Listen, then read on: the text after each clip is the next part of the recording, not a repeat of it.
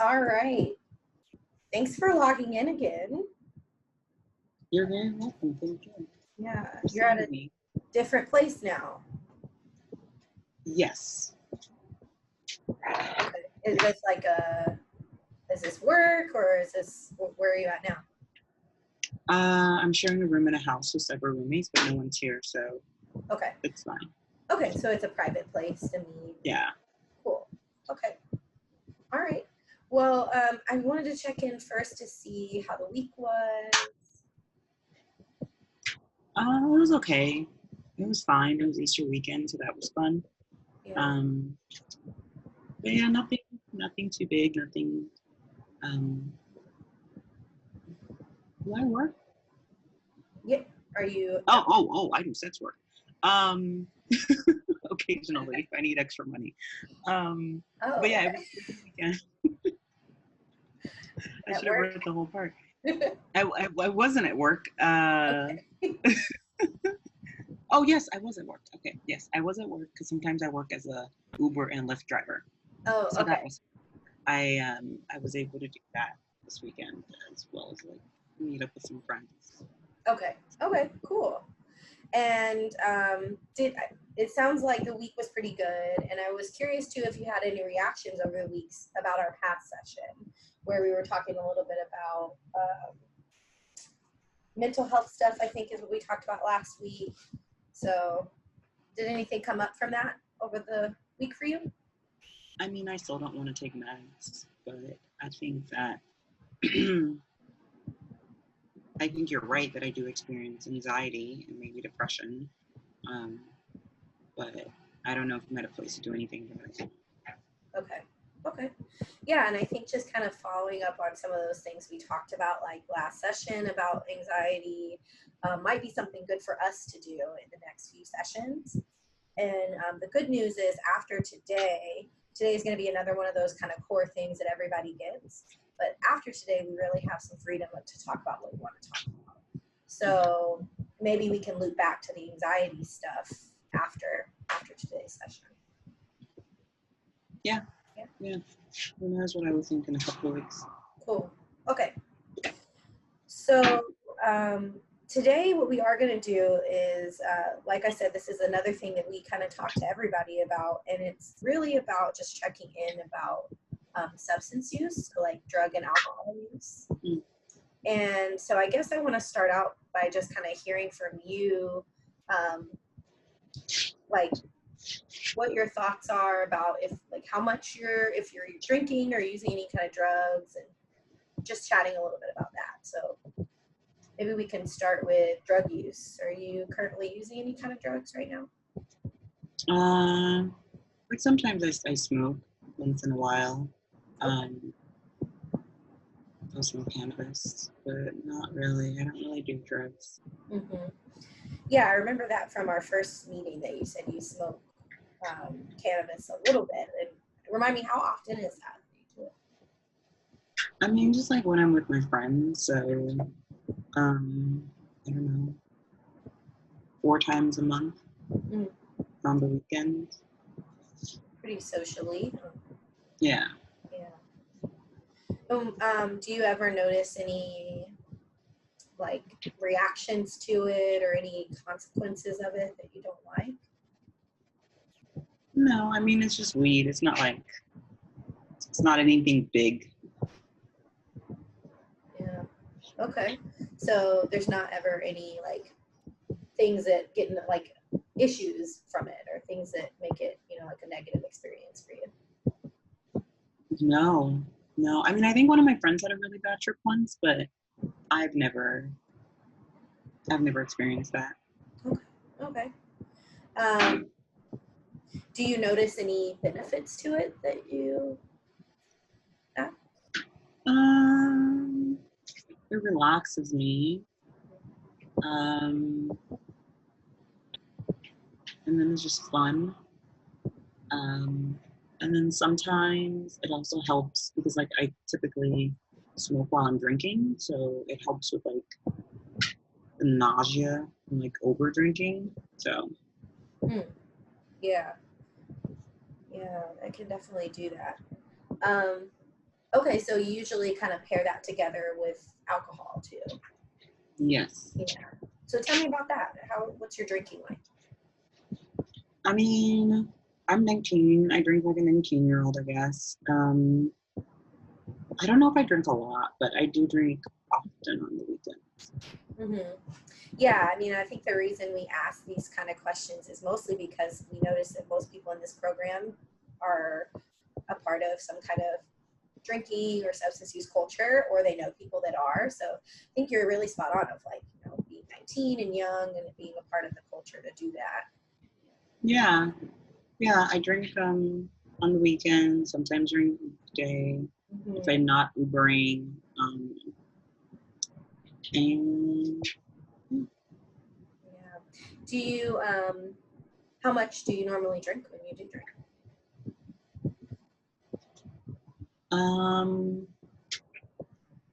A bit, I guess. A bit. I don't like fruity drinks, so I'm all about just like, like whatever it is just should be on ice. I guess I do drink a little bit. I do, yeah, a bit. Are you normally having like a few drinks, like 5 or 6 or something like that? I mean, I think like my friends say my average is about like 8 shots and then I black out. Okay. So what's that blacking out look like for you?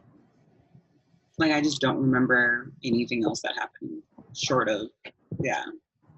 Okay. So Like sometimes I'll remember a little bit about the day, but typically it's like nothing at all. Okay. So like after about 8 shots, it kind of, you just don't even remember like what happened after that. Well, it's also retrograde. Like I also don't remember like the day. Right. Right. So when you wake up in the morning, you have trouble. Yeah, like I can't remember the day before. Yeah. Which makes me like lose things, but Yeah. How do you feel like when you wake up from one of those blackouts? Like what's that like? I mean, no, I mean I don't like it. I don't like being so drunk or out of control that I'm blacking out and who knows what's happening. But I think it's relatively safe, so I haven't had any like major issue. Like I lost my house keys, lost my car keys, I lost my passport, but like I haven't lost anything that can't be replaced. So like relatively speaking, thankfully like nothing really bad has happened during one of these blackouts, but I think I kind of hear you saying that it's not like ideal to be, not remembering big chunks of your day. And I do hear you kind of saying too that there is some risk of something bad happening in a way because you just don't really remember what's going on. I mean, yeah, I'm sure something bad could happen. Because like I don't remember how I get home, I don't remember who takes me home, I don't remember what happens when I'm home, like, or what happened while I was at the party. So you said something too, I think I heard of like not wanting to be like, this is my word, not yours, I recognize that, but like belligerent or like that person that's like super drunk. So like, what is that like? Yeah, like no one wants to be a lush. No one wants to be known as the person who, can't handle their liquor or can't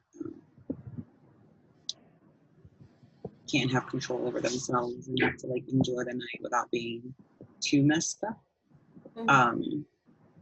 But that being said, like a lot of my friends get messed up, so it's not like I'm the only person.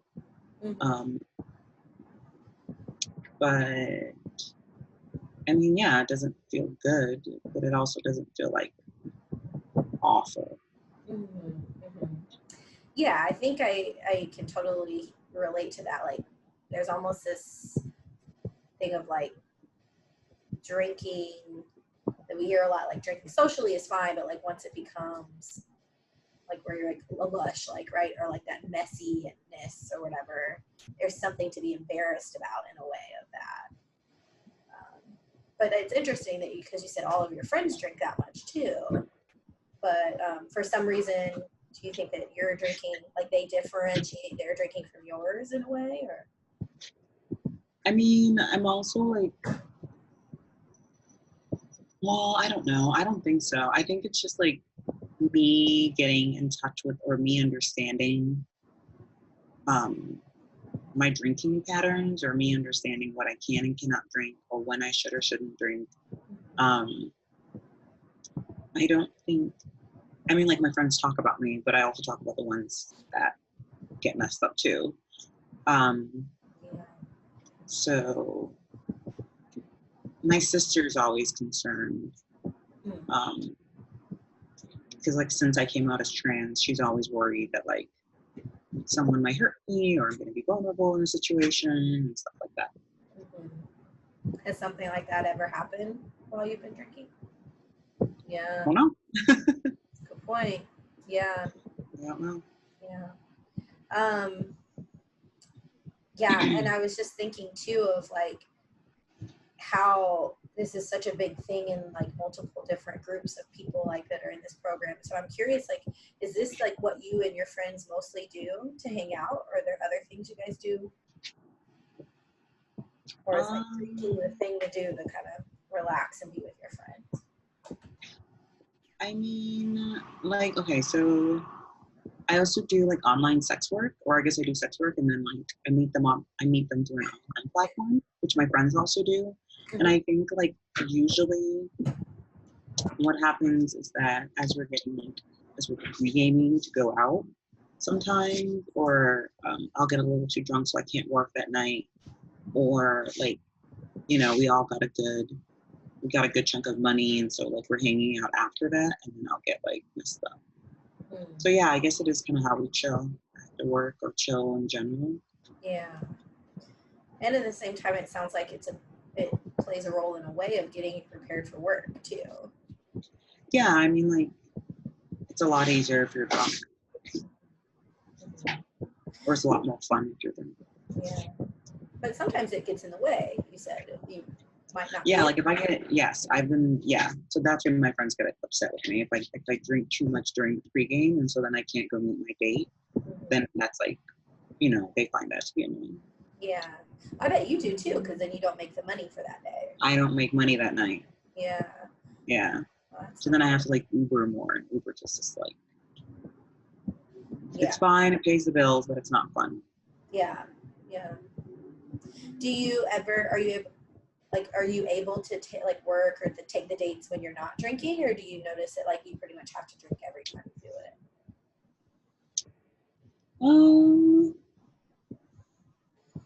Not every time. Like I don't have to be drunk, but like, you know, I'll take a shot or two, just ease my nerves. Yeah.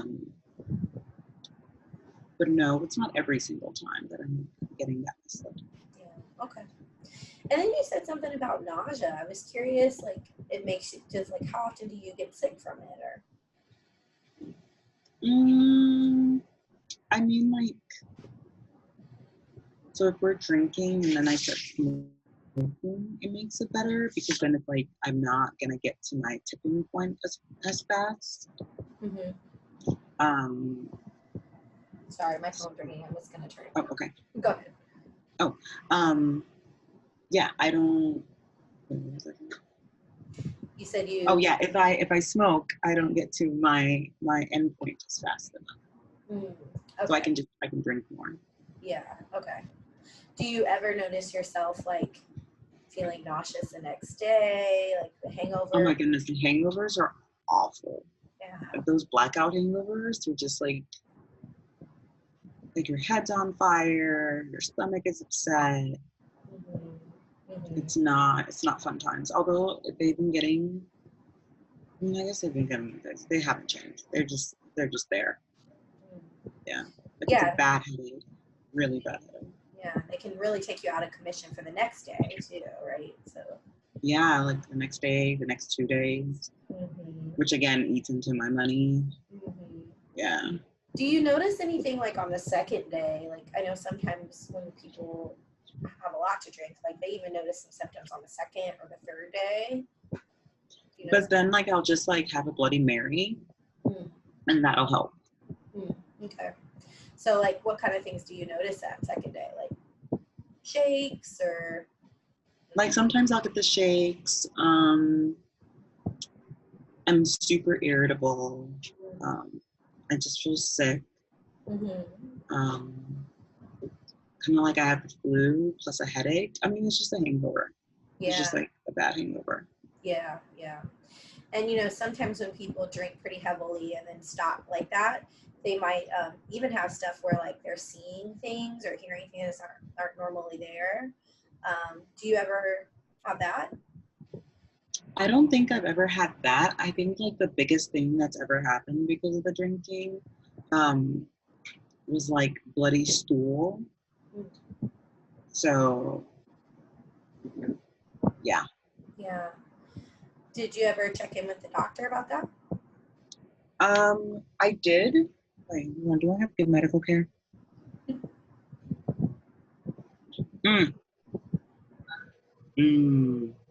Okay, I have decent medical care, but I don't go. Yeah, I did, but like I'm also trans, and when you have bloody stool, they always attribute it to something else. So it's like, what's the point? I just waited it out. Yeah. Yeah. So it's like I could totally get that. Like almost like that discrimination of them making assumptions of what it's caused from. Yeah. Well, Yeah, so it wasn't a good experience. So I didn't go. Mm-hmm. Well, you know, I'm curious if you've ever kind of gotten some support around like how alcohol impacts you. You know, we talked a lot about how it impacts your productivity and sometimes your general kind of well-being of like being hungover, and sometimes your relationships even because your friends are kind of annoyed or whatever. But it definitely impacts your body and your brain and all of that too. So I don't know if you've ever gotten any feedback on that of like how alcohol in general impacts our bodies and brains. I mean, like I know there's no nutritious value to drinking alcohol. I know that if you drink too much, you can have like a type of dementia, I think.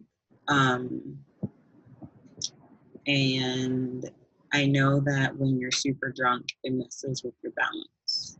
So I know like some stuff. Yeah, that's all right. Yeah, and you know it does definitely impact people with HIV in other ways too, right? Like so, for example, if you're drinking, it might be a little harder to take your medicine on time, or you might be more prone to get sick. I don't know if you've ever noticed that, like when you're drinking really heavily, your immune system seems like you're catching all kinds of colds and stuff like that. So Yeah, that's a good point. Yeah, it might be affecting me a little bit more because like I just think it's a migraine, a hangover, but maybe it is because like I'm also HIV positive. Yeah, and you know, I don't know if you remember, but you did take some questionnaires about alcohol and drug use with Dominique when you first started.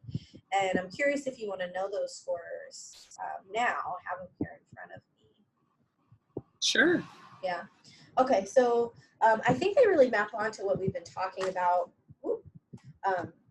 today, which is you took one measure, which was a measure of alcohol use. It's called the audit. And a score of 8 or more pretty much tells us that there's a higher level than others of alcohol use or issues with alcohol. And your score was a 12. So you had said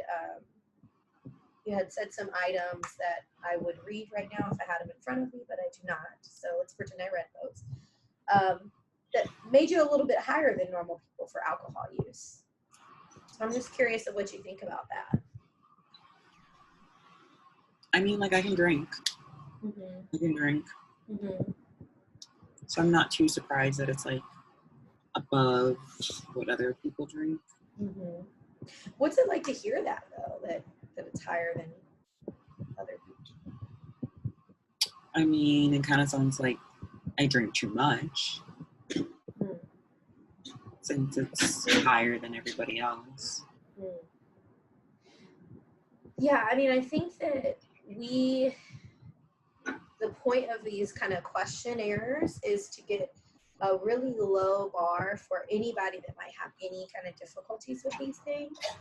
So what I mean by that is like, it's very sensitive to anybody who's drinking even slightly over the norm, right? But at the same time, I think it's a good thing to use because it gives you just kind of an idea of like, like maybe I should look at this a little bit more, or maybe not. It really gives us kind of space and permission to talk about it more to see what you think if you drink more than others. So, yeah, I know that it can be hard to kind of hear that news that you're above the average, but I do want to tell you that the average here is pretty low, and it's really a personal thing to think about. And I think that, well, I don't know. What do you think about that thought of like drinking more than other people? I mean, I'm not surprised by it. I drink more than other people. Yeah. Yeah. So it's something you already kind of knew. Well, like I know my friends and I drink a lot. So, I mean, maybe not a lot because it's really like on the weekends and sometimes during the weekday, but typically it's the weekend. Yeah. And, another thing I really wanted to talk about today before we wrap up is about the risk that sometimes can be associated with drinking and using drugs. And I know you already kind of talked about this. It's like when you black out, you're just not quite sure what's going on or like what happened.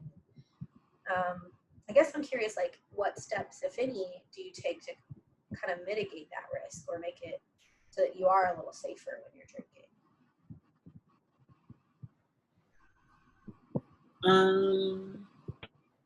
I don't think I take any risks. Any precautions, to tell you the truth. I just kind of live, and what happens is what happens. I guess I could try to drink less, or I could leave my stuff with my sister so that she has it and I can't lose it.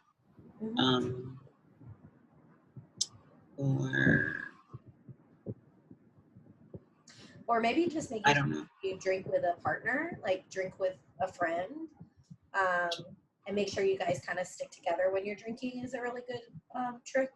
So that way, you're never alone, you're never vulnerable, especially when you're going on dates. Like, I don't know the process of that for you, but like making sure you're going on dates and have somebody close by or someone who knows where you are. You might be doing some of that already, but I mean, typically, yeah, like we get together, we get dressed up, and then we go out. But this is like the only group of friends that I've had that are like that I'm not anxious around, so I feel pretty safe around them. Sorry, I just saw the key. Just in case. Yes.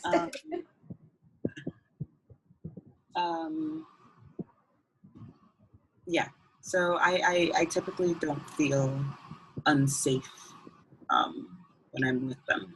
Yeah, that's good. So those might be good people to keep around when you are going to be drinking, because it sounds like they have your back if something happened. And it sounds like they do have your back. They're taking you home. They're making sure you get somewhere safe. So that might be, one thing you could do pretty easily to make sure that you stay safe when you drink. Yeah. So water.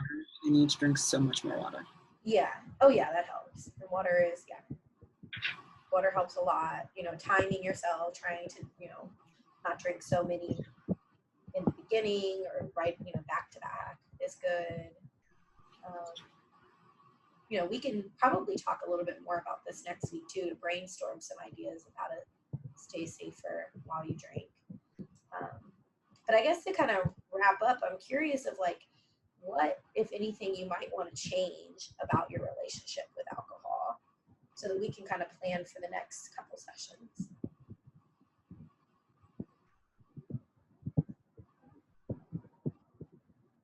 I don't want to black out as much.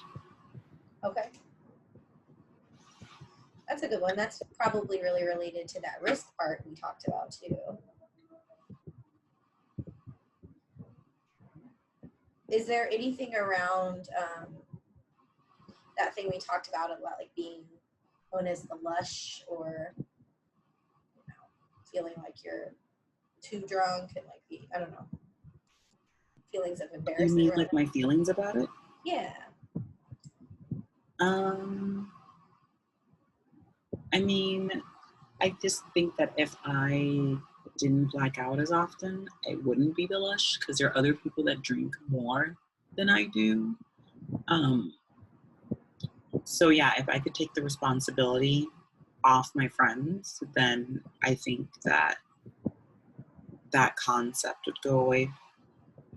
Yeah, that's a good idea. And I'm curious too, you might notice some changes in your friendships too once you have less of those blackouts. Because they were hitting on a good point of like, that's a big responsibility for your friends to have to take care of you in that way sometimes. So if they didn't have to do that as much, maybe you could free up some time for, I don't know, other things, or it might improve your relationship in a way. Mm-hmm. I know that's really important for you, given what you just said about them being like the group that you finally feel comfortable with. Yeah, I haven't really had friends. Yeah. Okay. Do you think blacking out less would impact your ability to, I'm trying to think of like other things you just said, like work more, or would it impact your living situation in any way? I mean, I don't know. I feel like I think it was interesting the way you said your relationship with alcohol, because I feel like alcohol is probably like one of the closest friends I have, and I use it a lot. Like when I hook up with people, it's at bars. If I go to work, like the only time drinking would be frowned upon for the stuff I do is when I'm driving. Yeah. Okay. So I think it's just like, it's very much a part of kind of how I socialize. So maybe if I could figure out, but it's like a catch-22 because I don't want to get medicine from anxiety either. Mm-hmm. So if I could figure out a way to be less anxious, but at the same time have fun and not take meds, then yeah, it'd be perfect. Okay. That's interesting. Yeah. So like it's really connected to feeling less anxious so that you can then go and like enjoy or whatever you're doing or work or whatever. And alcohol kind of helps with that anxiety. Okay. That's good to know. So maybe next time we meet, we can talk a little bit about where we want to go from here. We might talk about the anxiety. We could talk about alcohol. We could talk about getting your, I know you had said in previous sessions you want to get connected with care.